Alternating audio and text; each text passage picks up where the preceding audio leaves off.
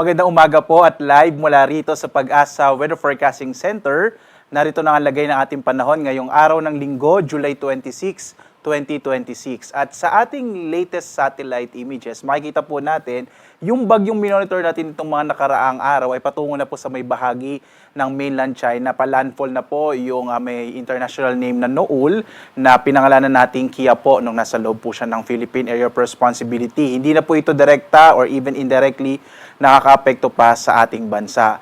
Mapapansin po natin, may mga kaulapan pa rin, lalo na dito sa malaking bahagi ng Luzon at dito sa may kanlurang bahagi ng Kabisayaan. Yan po yung southwest monsoon o habagat na patuloy na magdadala ng maulap na kalangitan at mas malaki pong posibilidad ng mga pag-ulan sa malaking bahagi nga ng Luzon, lalo-lalo na po sa may western section ng Luzon at dito sa may kanlurang bahagi ng Kabisayaan. So asahan pa rin po ngayong araw ng Linggo, posible pa rin na maulap yung kalangitan at may mga posibilidad ng mga pag-ulan. Bagamat inasa natin na mas mababawasan na po yung mga malalakas sa mga pag-ulan. Samantala, mapapansin po ninyo, wala na masyadong kaulapan sa may bahagi naman ng Visayas at Mindanao. Ay hindi na po masyadong nakakaapekto ang habagat sa bahaging ito ng ating bansa at mga localized rain showers and thunderstorms naman yung mararanasan, lalo na po sa dakong hapon hanggang sa gabi. Sa ngayon po, maliban sa southwest monsoon at yung bagyo na nasa labasan ng PAR, ay wala na po tayong minomonitor na anumang low pressure area basta pinakahuling datos natin sa kasalukuyan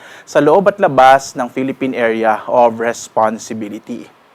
Samantala naman, may naka-issue pa rin po tayong weather advisory. Inaasahan pa rin ngayong araw. Posible po kung minsan may malalakas na mga pag-ulan pa rin, lalong-lalo na dito sa may kanlurang bahagi po ng northern and central Luzon, itong area ng Pangasinan at Zambales. So ngayong araw po, dulot ng hanging habagat, posible pa rin yung moderate and at times heavy rains po dito sa bahaging ito ng ating bansa. Bagamat inaasahan naman natin na within the day po ay mababawasan na yung malalakas na mga pag-ulan. Mag-ingat pa rin po yung mga kababayan natin, lalo na sa Pangasinan at Zambales, sa mga posibilidad at mga potensyal ng mga flash floods and landslides.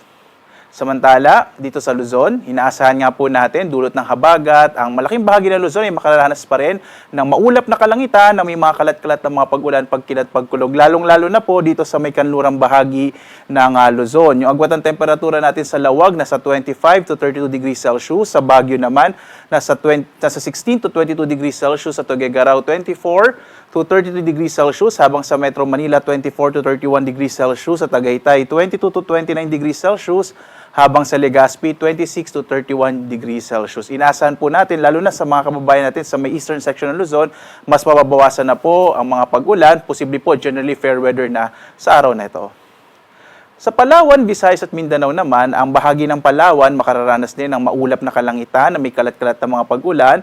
Agwat ng temperatura sa Calayan Islands, 24 to 31 degrees Celsius. Sa Puerto Princesa naman, 25 to 31 degrees Celsius. Habang sa may kanlurang bahagi po ng Kabisayaan, lalong-lalo na po sa may lalawigan ng Antique at Aklan, posible din ang maulap na kalangitan na may mga kalat-kalat na mga pag-ulan sa araw na ito, habang ang nalalabing bahagi ng Kabisayaan ay makararanas naman po ng mga isolated rain showers and thunderstorms. Yung agwat ng temperatura natin sa Iloilo, nasa 25 to 33 degrees Celsius, habang sa Cebu naman 26 to 33 degrees Celsius, sa Tacloban nasa 26 to 33 degrees Celsius. Samantala, dahil hindi na po masyadong nakakaapekto ang habagat sa bahagi naman ng Mindanao, ngayong araw po, mas inaasahan natin ang generally fair weather sa malaking bahagi ng Mindanao. Ang inaasahan po natin sa dakong hapon hanggang sa gabi, posible pa rin po yung mga localized rain showers and thunderstorms. Kuminsan po kapag may mga severe thunderstorms po tayo, nagdudulot pa rin yan ng mga flash floods and landslides. So matinili pong naka-update sa mga ini-isyong warning po ng Pag-asa, lalong-lalo na po sa Pag-asa Mindanao Regional Services Division. Agwat ng temperatura sa Zamboanga, nasa 24 to 33 degrees Celsius. Sa Cagayan de Oro naman, 25 to 32 degrees Celsius. Habang sa Davao, 25 to 33 degrees Celsius.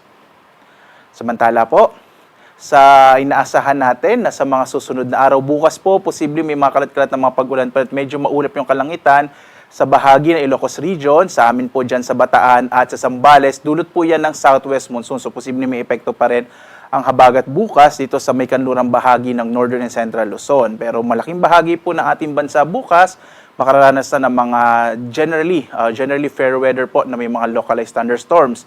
Pagdating ng araw ng Martes hanggang Huwebes, inaasahan naman po natin generally fair weather na sa malaking bahagi ng ating bansa. Hihina na po itong habagat at wala pa naman tayong inaasahang low pressure area base sa pinakahuling datos po natin. So asahan natin this week, generally fair weather po sa malaking bahagi ng ating bansa, pero asahan pa rin, posible yung mga localized thunderstorms sa hapon hanggang sa gabi. Sa lagay naman po nating karagatan, wala po tayong naka-issue na gale warning sa kasalukuyan at katamtaman, sa banayad hanggang sa katamtaman po ang inaasahan nating magiging lagay ng ating karagatan. Bagamat mag-ingat pa rin po yung mga maliit na sakyang pandagat, lalong-lalo na kapag may mga thunderstorms, kung minsan po nagpapalakas siya ng alon ng karagatan. Samantala, ang ating araw ay sisikat mamayang 5:38 na umaga at lulubog, ganap na 6:27 ng gabi.